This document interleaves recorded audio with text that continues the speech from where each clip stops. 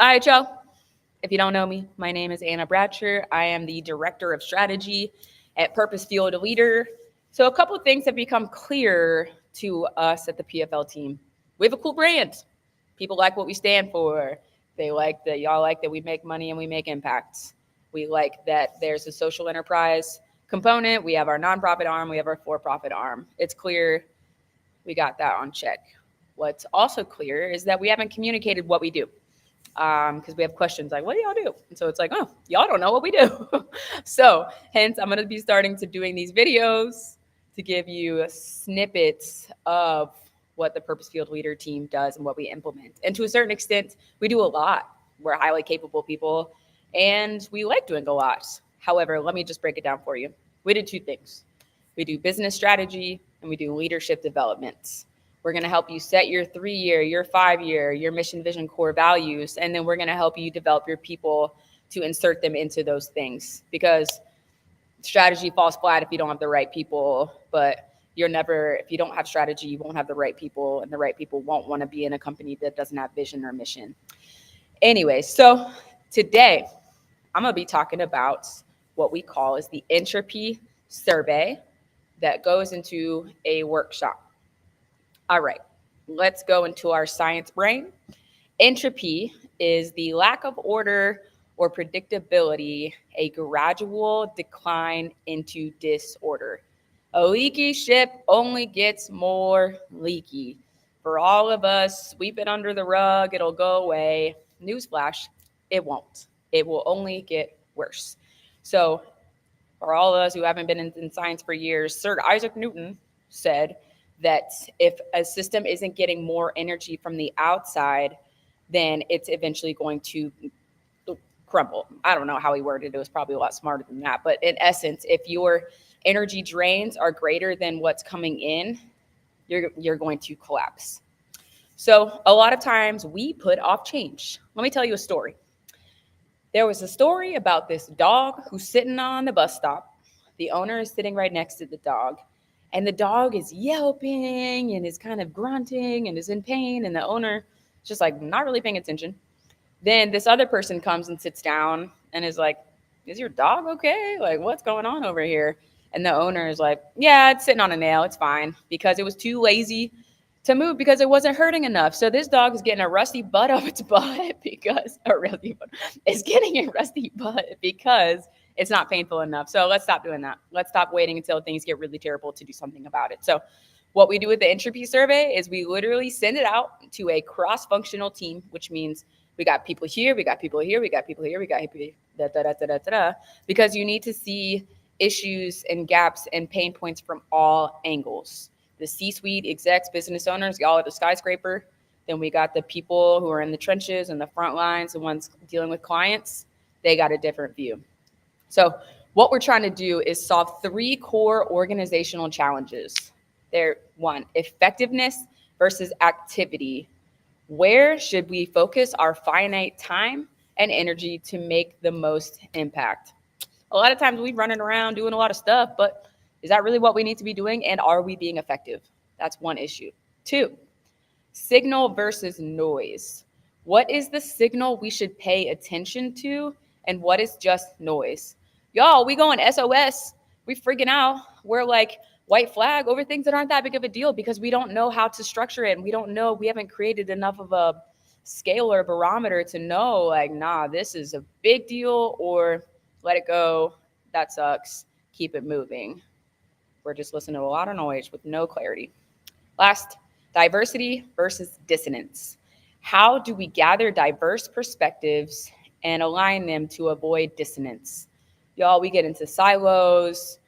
We overinflate the work that we do and underinflate what other people do. We have just differences in the way that we communicate and we relate, and we have relationships with one another. So the organization has to figure out ways to get people in the room and to get them on the same page and just agree to disagree. So those are 3 huge organizational issues that we really look to address in this. Now, to go further, there are 12 functional areas of the business that this survey evaluates. Let me break it down. There's quality versus efficiency. So are we like, get it done, get it done, get it done? Or are we saying get it done right? Because a lot of times we're just like check, check, check, and we're losing quality and effectiveness, and we're going to lose customers because our product is not being executed in excellence. Throughput/production. Throughput means, do we have enough coming in? Do we have enough going out? If the sales team isn't selling enough and then production is stymied, or if the sales team is selling too much and production team can't produce, we got to figure out the balance of what's in and what's out. Sales and repeat sales. Clearly that's the same. But one thing I will note is that a lot of times some companies get a sale one time, but that person never comes back again because they have a terrible experience. So you won the battle, but you lost the war. Brand awareness versus clout/clout. Are people aware of you? Do they know who you are? But also, do you have credibility? Clout is like reputation. Like you can look cool and wear red everywhere you go, and that's your brand and whatever. But do you have a good reputation? Do you have clout? Those are two very different things.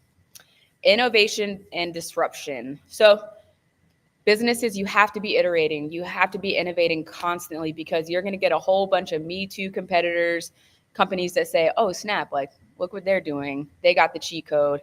And then they're going to come and copy you, hence Me Too. So you've got to be disrupting new markets, creating new products, innovating, iterating all the time. Let's get it. Metrics and insights. You've got to know what success looks like. If your company doesn't have key performance indicators or objectives, key results, or I don't know, metrics, no one will ever know if you're really succeeding your goals because you don't have them. Let's see, strategic clarity/priorities. Do people know where you're going? Do you know where you're going? Do you have a 5-year plan? Because like I said earlier, you got to be iterating and innovating or else you're pretty much done. So do your people know your strategic priorities? Staff recruiting and retention, bread and butter, bread and butter, bread and butter, bread and butter. We're so good at that. Light plug.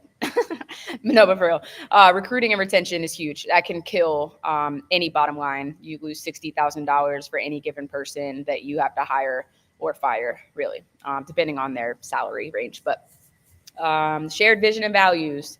Do people know what your vision is? Do people have something to orient to? Do you have good company culture? That starts with having a vision and values embedded. Communication, teamwork. Bring us in. We're good at this. We help you. Do people know how to communicate and do they know how to collaborate? Structure and accountability.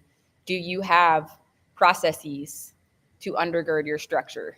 Because you can have all the KPIs, you can have all the lists of stuff, and if people aren't actually getting it done, then it's basically useless. So you need to have that accountability and that structure of accountability. And then processes and systems. Again, do you have that system? Do you have that process? Do you have that pathway that you know what success looks like? So this survey and this workshop is so powerful because we're going to take these issues, these elephants in the room, and thankfully all of us have our master's degree and high level of social and emotional intelligence. So although it seems scary and it seems like it could be intimidating, having people come together and share about these issues and these organizational gaps and figuring out the pathway on how to work towards those, because you get people in the room, they earn the right. They say yes to being a part of the solution. So that's like 70% of the battle. You've figured out the issues and you've gotten the yes. That's not true. It's really hard, but 70% sounds good. So anyways, we'd love to have you embark upon this amazing journey of figuring out your organizational gaps so that you can really, truly fix it as a team.